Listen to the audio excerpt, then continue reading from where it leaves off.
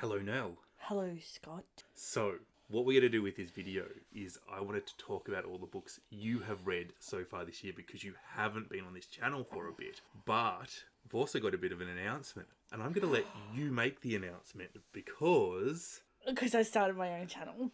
It's all mine. No Scott. He can't interfere. He can't ruin it. But I won't be wearing wigs, just so you know. You don't have to be so happy about it. I'm excited. I've posted 2 videos and there's more to come. I'm really excited. What's your channel called? It's called Book Hunt. Book Hunt. Mm-hmm. And there's an apostrophe in there. What does it stand for? Or will the viewers have to switch over to your channel and see for themselves? That was a terrible joke, but you're definitely going to have to head on over and subscribe to me because I have like 6 subscribers. And while I love every one of them, I want some more because I'm greedy. This is the most scary announcement we've made for the channel because I reckon I'm going to lose about 50 subs. Subscribe to me, unsubscribe from me. Don't do that. That's really mean. You will still be appearing on Gunpowder intermittently for discussion videos. Yeah. Essentially, I'm going to be doing all the editing for Gunpowder. You're going to be doing all the editing for Book Hunt. And when we have an idea that involves a discussion, we might invite the other person on. Yeah. It's a creative endeavour each, really. Yeah. It's who's the director. Yeah, and who's just the star. Oh, I see. He thinks he's a star. With your channel, you're mainly going to do book reviews? I think I'm going to do book reviews and book recommendations. So there'll still be like multiple book reviews in once. But I'm not doing wrap-ups or TBRs or tags over on my channel. If I do a tag, I'll come over here and do it with Scott. So one of the things you're not going to do is you're not going to do the mid-year freakout tag or any other wrap up all the books you've read this year, is it? No, not at all. So we're going to talk about them here on this channel as your bon voyage. Okay. So tell us now, how many books have you read so far this year? 24. And is that on track for your reading goal? No. How short is it? It's about half of what I should have read by now. It's about half. But I read 56 or something books last year.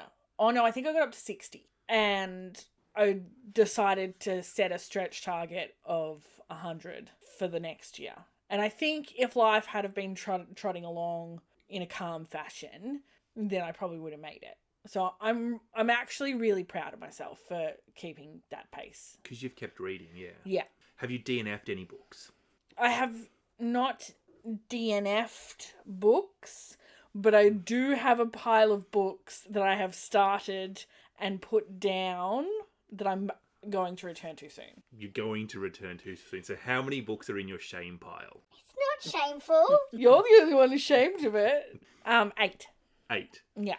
That's not too bad. That's not too bad. Yeah, I think that's fine. I often have a shame pile on my bedside table of about 10 to 15 books that I am like, when I start a new book, I might pick up one of them and try a chapter or read the next chapter until something actually takes my fancy and I read it all. I get so excited when you pick up one of my favourite books and then you read 3 pages and then there's another book in your hand that came from nowhere.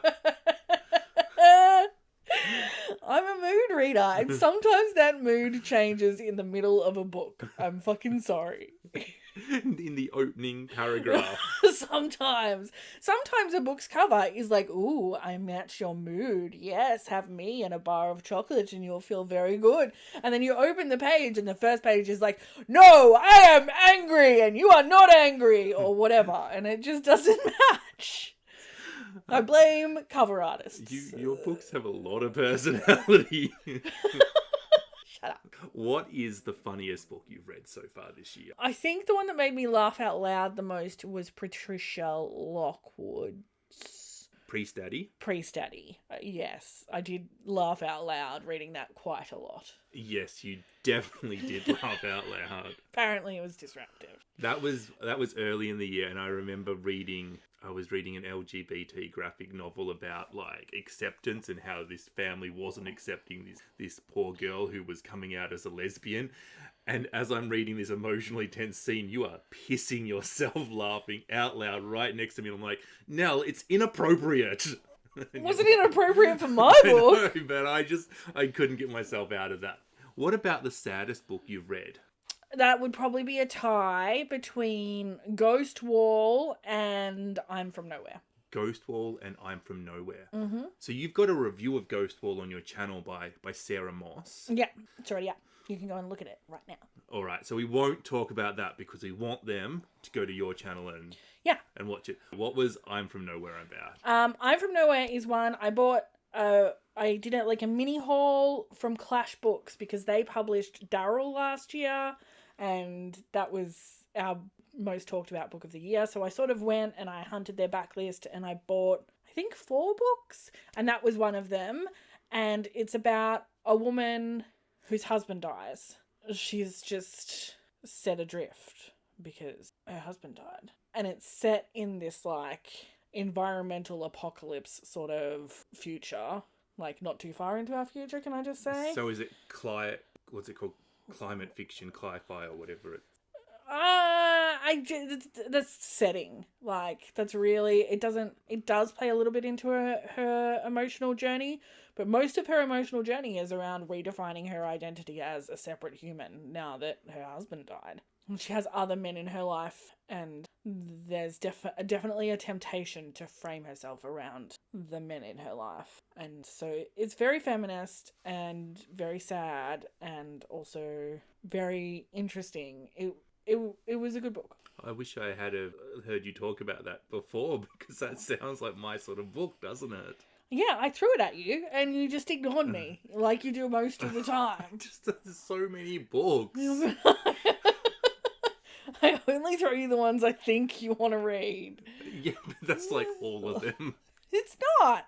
Is there any other books that really stand out for quality? Do you have a best book? I know you don't like to rank books. What White People Can Do Next is possibly the most valuable book I've read this year, as far as just being important. So Emma Dabiri, it's obviously about racism and being an anti-racist. Yeah, from allyship to coalition. Allyship to coalition. Yeah. It's super speedy read. It's not the first book that you should read. If you're new to the idea of not being a racist, don't start here.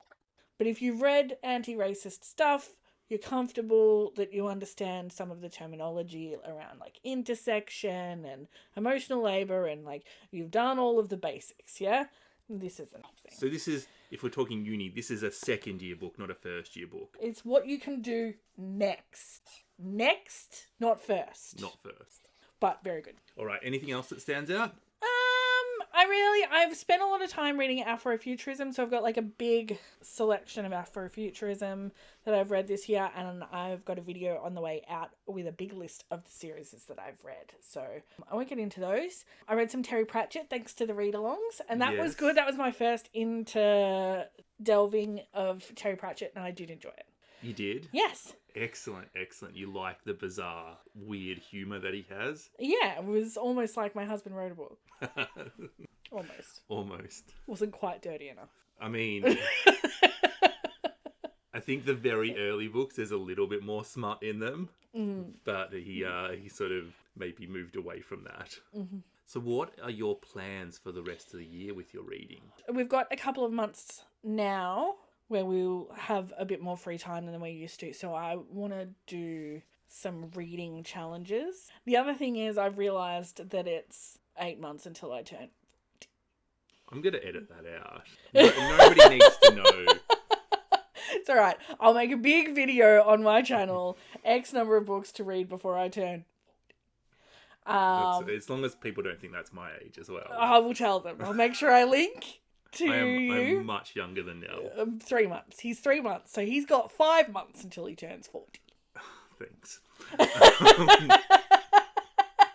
So I want to create a bit of a hit list to read in the next 8 months. I also want to challenge myself to knock off a few of the books that have been on my TBR for 100 million years in the next little bit while we've got some time to do that. Do the oldest and get rid of them, yeah. Well, I don't know what the oldest is, but...